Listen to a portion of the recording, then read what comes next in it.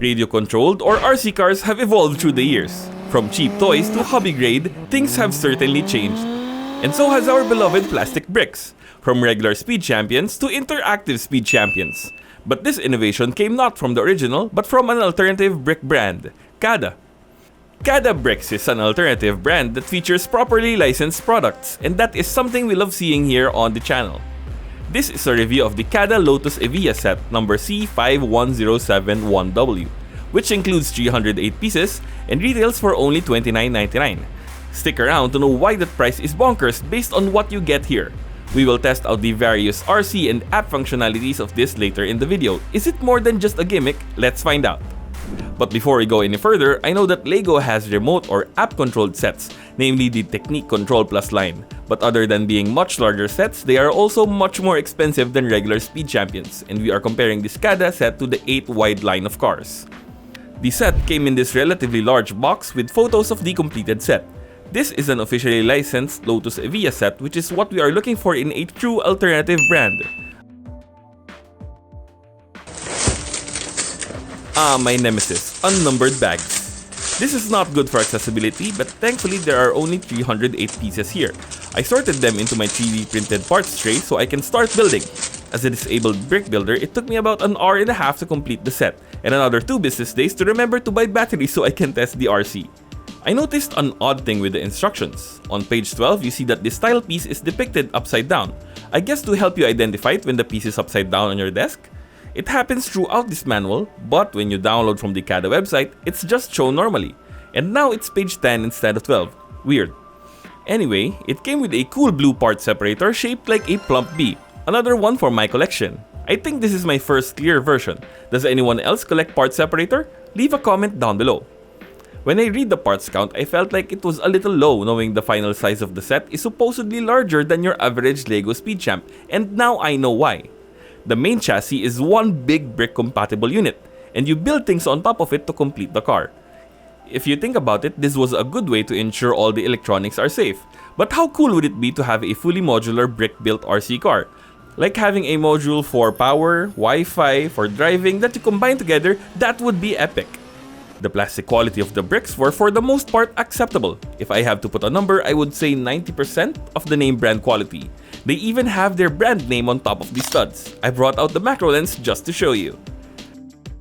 Stickers! This set comes with a modest sticker sheet, but unfortunately the colors are horribly matched.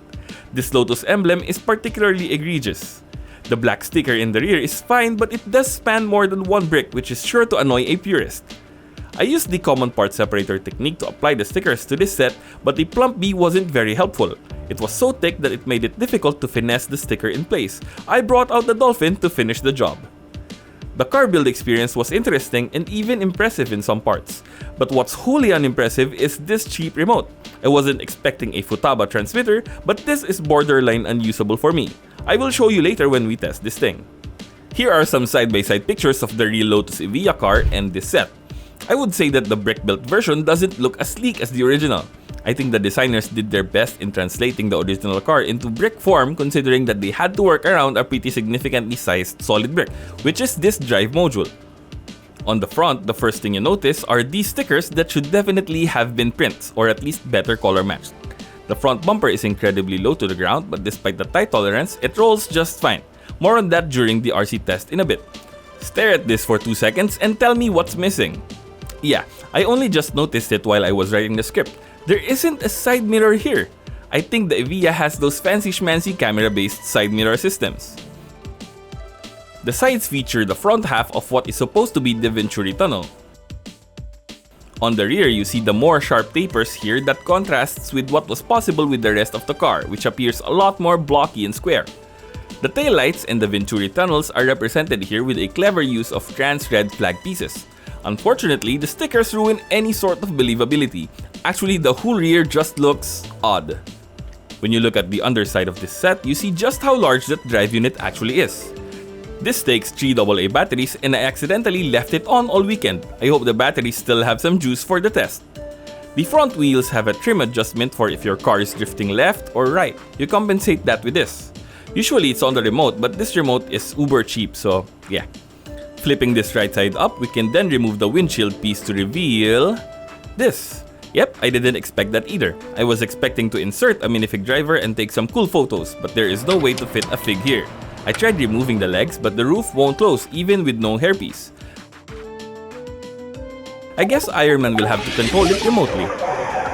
Let's grab some batteries and test this thing. So that's 3 AA's for the car and 2 AA's for the remote. Not included, of course. So there are 2 modes of operation here, remote control and app control. First is this remote. Make sure the car is on. Then just press this power button in the middle. It will light up and keep blinking until it glows a steady green light when it has connected successfully to the car. You can make it go forward, reverse, left, and right. The controls are unfortunately very digital. By that I mean it's either full forward or backward, full left or right turn. There is no going slow here, it's always full bore. Let's see if I can parallel park with this remote.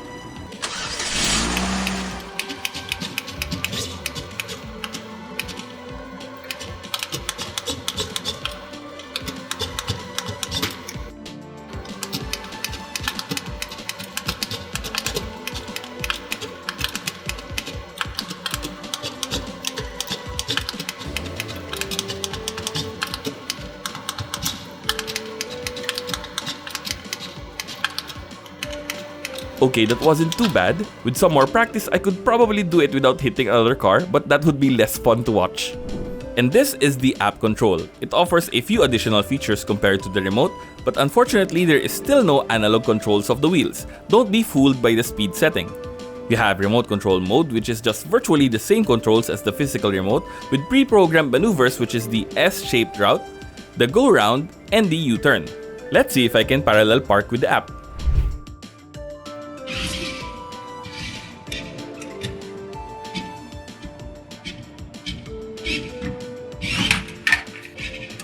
And this is a horrible way of controlling this car. The latency is too much and there is virtually zero control of speed here. Tap up for 0.1 seconds and the car will go full speed ahead. The cheap remote is much better. There's also this gyroscope mode, which I haven't figured out, it just keeps going in random directions. There's also this path drawing mode where you draw the path that the car will follow. Lastly, there is this programming mode where you drag and drop tiles into a sequence. Each tile represents a maneuver that you want the car to perform. This mode has a lot of potential for fun. Let's see if I can program it to parallel park on its own.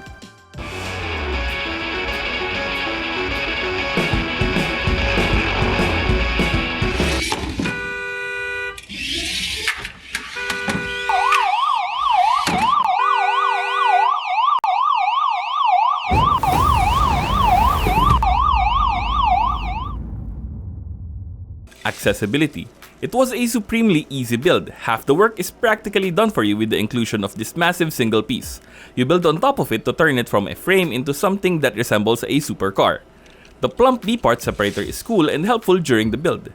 The instructions were clear and precise despite some early confusion with the part orientation. Accessibility score of 5 out of 5. Quality. If I were to judge just the looks of this set and how well it translates into original Evija, I would not be giving it a very high score. It looks a little blocky for me. The fact that I can't fit a minifig driver is a bit of a disappointment. With that said, the trade-off with functionality is more than fair enough. It is exactly what it says it is, a brick-built RC car. The remote is super cheap and the app has more features, but it's not better. I wish they had better ESCs here that can actually throttle the movement of the wheels. I'm sure the app could be hours of fun if the controls actually had some nuance. Quality score of 3 out of 5. Value. The Lotus Evija is an all-electric supercar that goes for about $3 million US. I don't know why you would bother with that though when this Lego compatible set is only $29.99. It's also fully electric, powered by alkaline batteries. All jokes aside, it's pretty good. If it was just a plain brick-built set, I would say it's a little expensive for an alt set. But with the remote-controlled drive motors here, this remote and the nifty app, I would say it's an amazing value, 5 out of 5 stars. Also, it came with these weird leftover pieces. Typical spare pieces are like 1x1 studs or minifig accessories. These leftovers makes you wonder if you missed a couple steps. CaDA bricks have arrived on the plastic battlefield of glory. Witness the alt bricks revolution. If you are not already subscribed, then I encourage you to hit that subscribe button right now. You won't want to miss what's coming next, only here on BrickScore.